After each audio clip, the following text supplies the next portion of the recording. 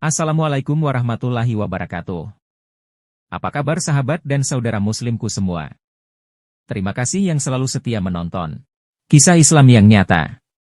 Semoga kita selalu dalam keadaan sehat dan dirahmati Allah Subhanahu wa Ta'ala, serta selalu dalam lindungannya dan diberi petunjuk menuju jalan yang lurus. Tidur memang menjadi aktivitas yang dibutuhkan oleh setiap manusia sebagai cara untuk beristirahat dari lelahnya rutinitas.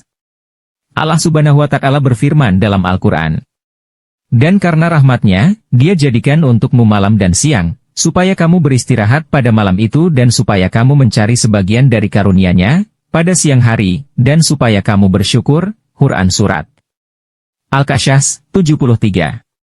Hal ini karena ada beberapa waktu tidur yang dibenci Allah Subhanahu wa Ta'ala, sehingga sebaiknya dihindari. Berikut waktu tidur yang dibenci Allah Subhanahu wa Ta'ala beserta penjelasannya dalam agama Islam. 1. Tidur setelah salat subuh.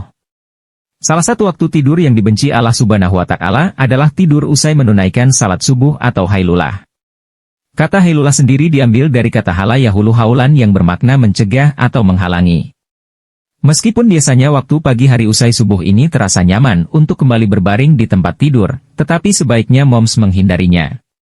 Pasalnya, tidur setelah salat subuh dapat mengurangi produktivitas.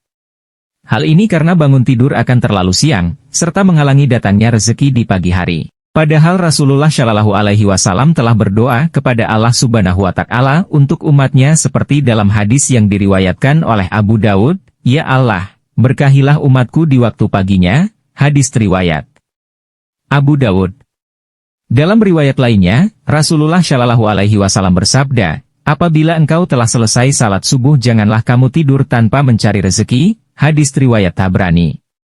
Sementara dalam kitab Madarijus Salikin, Ibnu Qayyim telah berkata tentang keutamaan awal hari dan makruhnya menyia-nyiakan waktu dengan tidur. Beliau berkata, termasuk hal yang makruh bagi orang saleh karena tidur antara salat subuh dengan terbitnya matahari, waktu tersebut sangat berharga sekali.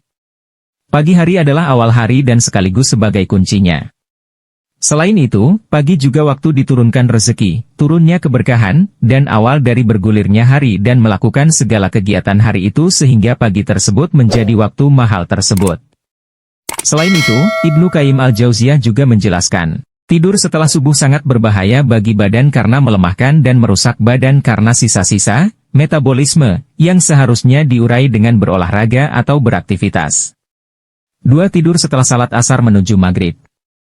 Waktu tidur yang dibenci Allah Subhanahu wa Ta'ala selanjutnya, yakni tidur selepas salat asar atau ailulah.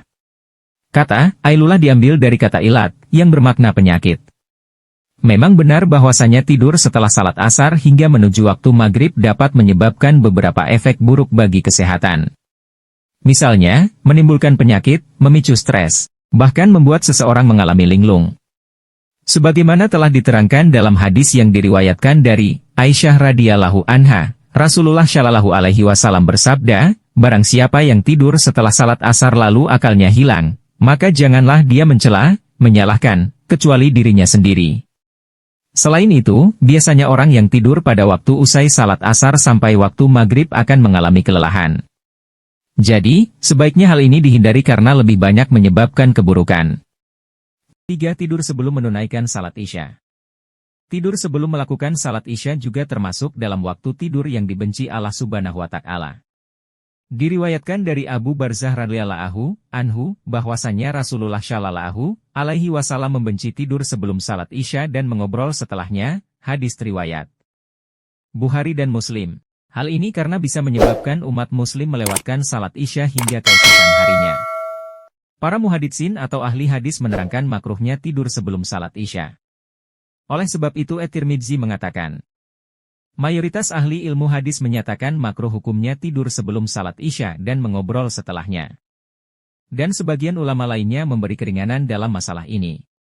Abdullah bin Mubarak mengatakan, kebanyakan hadis-hadis Nabi melarangnya, sebagian ulama membolehkan tidur sebelum salat Isya khusus di bulan Ramadan saja.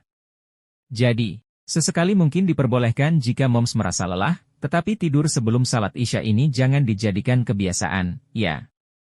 Tidurlah setelah salat Isya dan lebih bagus lagi apabila bangun tengah malam untuk menunaikan salat sunnah, seperti salat tahajud dan salat witir.